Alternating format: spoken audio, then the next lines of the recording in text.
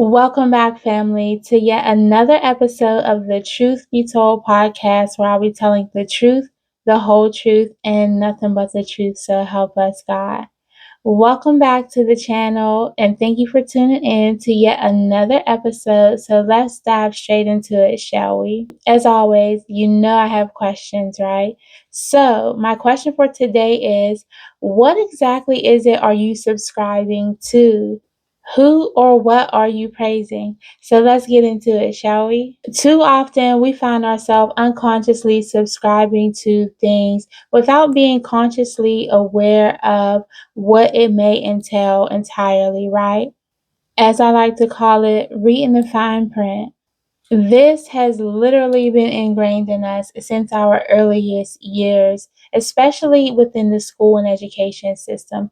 Now, we could talk about how the school system is really meant to socialize us instead of educate us, but we won't be talking about that today. Remember, let's stay on topic, okay? So, some of the earliest examples of getting us to basically subscribe to things unconsciously is the main thing we're taught in school. One of the very first things we're taught in our school years, the Pledge of Allegiance, right?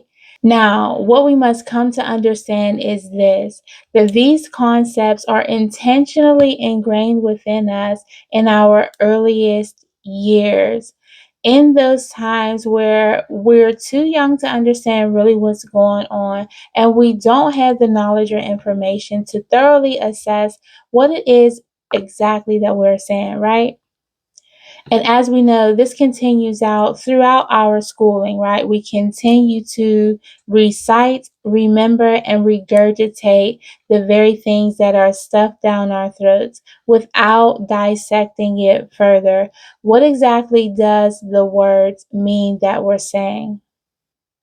These type of concepts continue to follow us later in life, right? When we find ourselves in college years, pledging to sororities, honor societies, you name it, right? Different fraternities, taking different oaths and career paths, you name it. We have been we have been trained basically to just go along to get along, and in order to get a certain thing you got to do a certain thing, right? So, some examples of how we subscribe to this mindset within career paths is when we find ourselves taking oaths, such as the Hippocratic Oath doctors take, or when judges or lawyers or any type of professional has to be sworn in a certain manner to take position or office in whatever career path they decided to, right? So, those are just a few examples of what I'm talking about, but I'm sure you guys get that, right? So you can just see how there are many different organizations, groups, societies, you name it, that get us to subscribe to, pledge to, or take an oath to in order for us to gain access to, right? And the biggest one we so often mindlessly take part in is standing for the national anthem. As we are all trained to do, we just naturally, without hesitation, stand with our hand over heart, reciting those words line by line, again, not really assessing what they actually mean and what they're actually saying, or who wrote them. That is until recently when we had the Black Lives Matter movement, and more specifically when Colin Kaepernick took a knee in protest to the very national anthem we are all taught so early to just stand for mindlessly, right? But to each his own, whether you stand for it or not. My question is, have you ever actually listened to what it is that you're saying? Have you ever delved further into the meaning of such words? As I said, these are just a few examples to name, right? So, can we go deeper? You know, I'm going to tell you the truth, right? Have you ever stopped to wonder what these words actually mean? Have you ever stopped to wonder why it is that we have to take certain pledges or oaths in the first place? If you don't know, you literally cast spells with the words that you speak. As we know, there's power of life and death in the tongue. What that means, simply put, is the words that you speak carry significant power and weight, which explains the saying, be careful what you wish for because you just might get it. And then what? So I challenge you to take a look at any oath you may have taken, whether it's for a sorority, a fraternity, some type of honor society, for your career path, the Pledge of Allegiance, or the national anthem, to truly dissect the words and what they actually mean and entail. More importantly, maybe we should be discussing why certain groups, societies, fraternities, or organizations require rituals in the first place. What does that really sound like? Again, this is one of those things that can become very hypocritical, right? You might condemn one group or secret society, yet align, assign, pledge to, subscribe to, or take an oath to another one. If you take a look at the hand gestures of these secret societies and compare them to sign language, fraternities, and sorority hand signals, you'll find they're not so different at all. Now, we could discuss how all of this leads back to ancient Egypt, but I won't be discussing that today. If that's a conversation you're interested in entertaining, then you should go back to my series titled All Roads Lead to Egypt, where I delve into that specifically. It's a very detailed 3-part series, and trust me, you definitely want to buckle up for that ride, okay? So let's continue. In addition to the different clubs, groups, societies, fraternities, gangs, organizations that we align, subscribe, take oath, or pledge to, there are many other things that we put before our connection with self and the Most High, right? So let's get into it. Things like the groups mentioned, material possessions, or specifically relationships. How many times have you put these things before yourself, even? How many times have you put any of these things or many of these things before even considering the connection with yourself and the Most High? And why do we find it so easy to do that?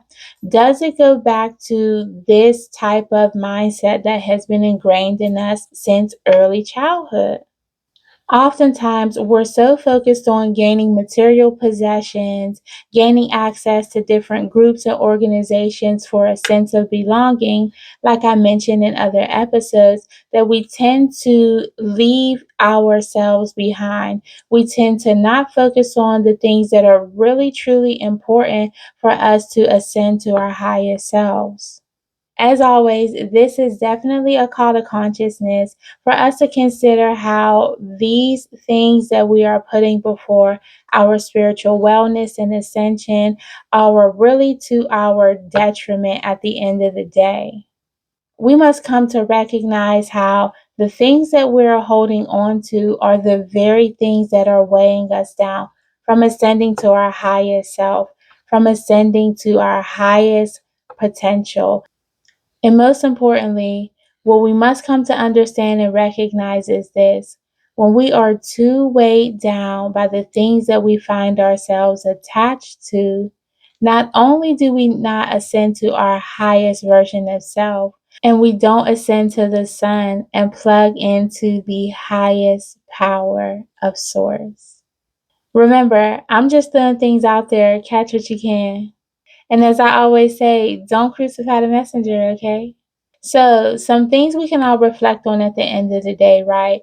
What are you subscribing to? How are the people, places, and things that you are attached to really serving you at the end of the day? Is it to your betterment or detriment? What do you need to let go of to become the highest version of yourself? Whether it's people, places, or thing, what exactly is it that is keeping you stuck? What exactly is it that is keeping you from ascending to your highest version of self? How can you take the next step to become the better version of you?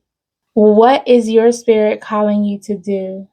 What is your purpose? It's very simple. All you have to do is the work. Figure out where it is that you want or you're meant to go and simply remove all the things that are out of alignment with that goal. And understand that at the end of the day, the only thing stopping you from getting what you want and wish for is you. So, this is a call for us all to get into alignment for all the things we claim we want. As we know, if you want better, you must do better. And with this being the age of information, you definitely know better. So, I'm going to need you to do better, okay? It is definitely divine timing for us all to step into higher consciousness, right? There's no reason for us to be operating in these same old tired systems that we know do not work. So, how do we evolve? That's what we need to work on, evolving ourselves into the highest version of self so that we can contribute our highest version of self to society. That's how we evolve self. That's how we evolve society, our communities, and the world as a whole and make it all a better place. It's very simple, but we love to make it hard, don't we? So, if you don't have all the things that you want in life, what is it that you are spending your time doing instead of aligning with that? Don't worry, I'll wait. So, that's the message I'll leave you with, family. I hope you took something from this conversation that can help you further in your path in life. And as always, I definitely think this is a topic of discussion we should delve into further. Let me know your individual thoughts down below and some of the things you know you need to release in order to become the highest version of yourself. Remember, we're not looking backwards. We're not going to worry about what hasn't worked in the past.